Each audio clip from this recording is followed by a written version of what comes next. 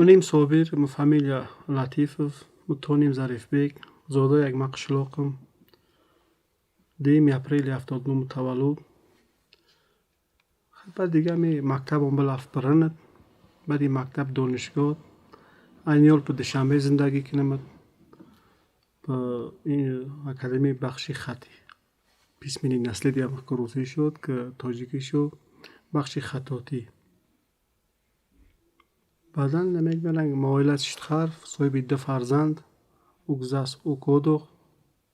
Хай муддати 4 сол шуда аз агмазавоки шикошмӣ саре кинам, байни халқ калимаҳои запи истеъмолонист ҷамъоварис кинам, гӯишҳои мардам минтақаҳои ҷудо кинам. Масалан, ҳам тарафи Ранхақ қариб 6-7 бахш бо ҷудо шуд, мувофиқи гӯишҳо, охирои истеъмоли калимаҳо баъзе ҷо, баъзе оилаҳо дига хел талаффуз кунанд, баъзе оилаҳо дига хел. Дар асос якдан тестированием бигзаронд ва баъзе калимаҳои истифодаам наштогванас махсуса асар ҷобаҷо кунанд, ба мардум мобайн мавриди гуфтугӯ қарор аверӯ. Агзии дига нақл ривоятҳо гулсаре кинон, за оинда кӯдакҳо бо ӯ чизи хуб шуда, вақте мешунам мушкилӣ якам за кӯдакҳои аз кӯча шикошмӣ гап диён па мактаб тоҷикӣ синфи ибтидоӣ синфи 1 ив бо камтар вазмин. Бояд мо хагзи ҳаракат кинон за агда китобҳои наварон за ондам хон, агдамо билавон за ив зен тоза шо, заво кард шо. Барои агдадон кӯшиш кинон, ами хай тимахмас агма иқдомов надок, ҳамкорӣ кинон, иншоалло фирӣ шо. Китоб масалан ами астона одамое за ки мешзавок шеър навишон, ман вош ҷамъоварӣ кинон, маталон аст ман вош ҷамъоварӣ кинон. Хоб ҳар чиза мавриди гуфтугӯ ба мардум мобайн че агвамах пук шакли муқаррариш ҷамъ кинон, орфографияам хай қариб тиёрон колок, фақат вани стенограмма ё ба чизи шифоӣ дар чизи хатӣ ва навишон за мардум бо дастрас кинон.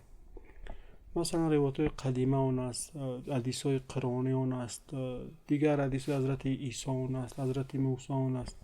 Мардумо зиёдтар акадон аҷоиб. Баъд расм русум анъана, бештари вақт расм русумш мувофиқи тақазои замон рӯз ба рӯз кам шо, яъне байнистасу хай бештари ҷон тумахмамсон ғайза. Масалан тӯйхи тартиби дига колок, наврӯзхи тартиби дига колок, хай маъракамус агзӣ. Умуман рӯз ба рӯз акам анъанаҳост хе шакли қадимист дигар кинон. Барои агдадон барои нигаҳдорӣ якдан бояд ҳаракат кинон за агванво ҷамъоварӣ кинон за бойгони ё архив фирису. Хай мувофиқи иттилооти забони шикошмӣ хами татьяна пахалнина китоб наволдук, улоцман дигарон вид за онда мисол ма завогол масалан арис колон зиёдтар ари татьяна пахалнина кул за вак мисолҳои оғадок, ҳикояҳои оғадок, ҳамчун луғат мисли гохток мо зиёдтар да акпан такя кинон барои за 50 ё 60-70 сол уло завокҳои қадимтари гулкол. Завок хагдаг ба марҳилаи тағйирёбӣ, рӯз ба рӯз завок олшё.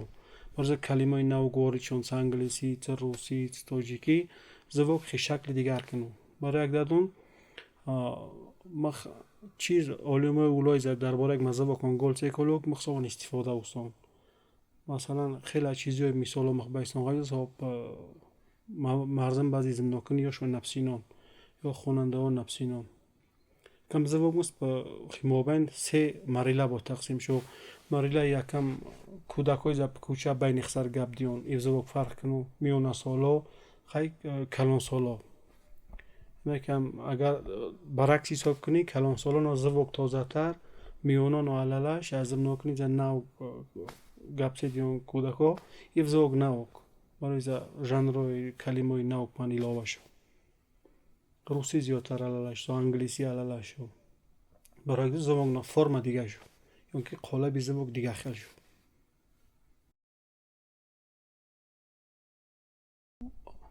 мувофиқи ниёгон ё ца гузаштаго миш хоҷагӣ бо лип чиз офриндук. Масалан қаламдон аст, китобон аст, бобогино.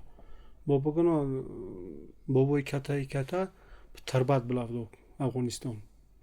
Баъдам пирог ол самкорӣ кулук, маслачӣ видук масалан хати фрин овдук, саводи биланд. Барои дадун не рӯз акад мишно наследствени, авлод ба авлоди су. аз мисаме да китобак со давраи за бобо боид, бобо мато боид, мато ман боид. Хай где-то ҳисоб кунон 8 пушт, 8 авлод китобост исон. Хай китобо аслан бобо нақл аст азизам бобогон сконам бобои ката лангар шоқамбар даъват шувад и саводи биланд гул ага китоби ваҷидини бо тақдим кунем. Акда ваҷидин рӯи дин Носири Хисравно дар бораи шариати мазҳаби Исмоилия навиштук. За то нери рӯз махагвай гул зиндагӣ кунон.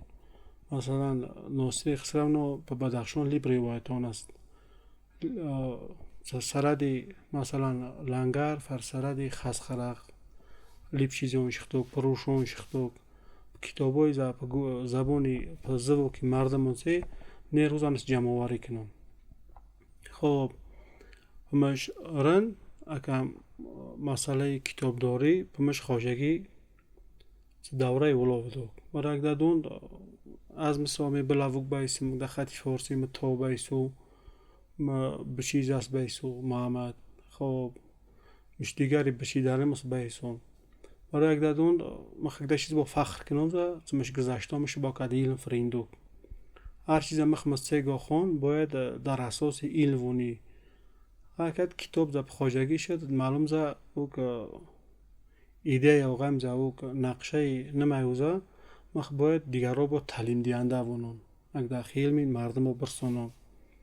Барои дадун бисёртари вақтҳо давраи уло баъзи масъалаҳои мазҳаби динӣ бобос фурӯтон.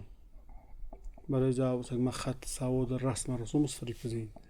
Ҳамин дига бичи дига бобои дига мешавад бобои Овшармамад. Акам ду нафарон акмаран со давраи уло соҳиби хати саводон. Хай дар бораи китоб оинда со агзи иқдом аст ягон шароит агатешо дар китобои асар мах бояд чиз кунон. Хай ба шакли сурат ё ба шакли дигар чизо хай асар обновлят ё аз нав тайёр кардан. мувофиқи иттилои масалан китобои пешназа муштосоти соли 1892 ё соли 1809 вак масалан акам Рано хон қариб 9 хоҷагӣ будок. баъд иван ҳаме соли 52 мувофиқи иттилооти олимо хай 40 хон будок. Яъне сабаби рӯ ба инкишоф шикошими завок аст. Инга агар ҳисоби хон населени ҳисоб кунон инга 500 нафар нафуз буд со тақрибан 2000 бо шикошими завок гап ду. Сабаби асосӣ гӯш якам завок гап ду хоҷагиҳо аст. Масалан ҳар хон 3-4 нафари оила кам нест. Барои дадун завок аст агмани рӯз бо агар мувофиқи ҳисоботе кунон рӯ ба инкишоф. Яъне по баъзи маълумотҳо завок миранда яъне аз байн рафтан хатар дорад. Нойза агар реална ҳисоб кунӣ яъне инкишофи хона ё инкишофи аҳолӣ рӯз ба рӯз зиёд шуд. Масалан ами қариб 200 хон душанбе 60 хон агдан агар ҳисоб кунӣ нафуз гул нисбати солҳои саюз со аҳолӣ зиёд шуд. Мах аслан шикошимиған тод завок. Нон завок нағажомиш тод завок шикошими. Мах якдира боғам за хи тод завок габди. Барои якдадун мишнакам ҷориш завок. Вақти за ук нафари бегона мас зиёд макси алу мишзавок хихсу махи гол шикошими габдиён.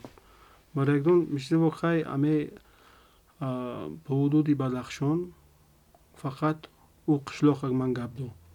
Масалан ҳамесо Осмонмишхон дар маркази район 500 метр вак зиёдтари мардумеш завоки чиқсаркунук набайсу ҳамаи мардум зиёдтари завоки пазинон яъне мардум мазавок бо зиёдтар диққат даён сабаби асосии зинда фирисук якам завок диққат даёкуд ба ягол гуфтугӯ кунук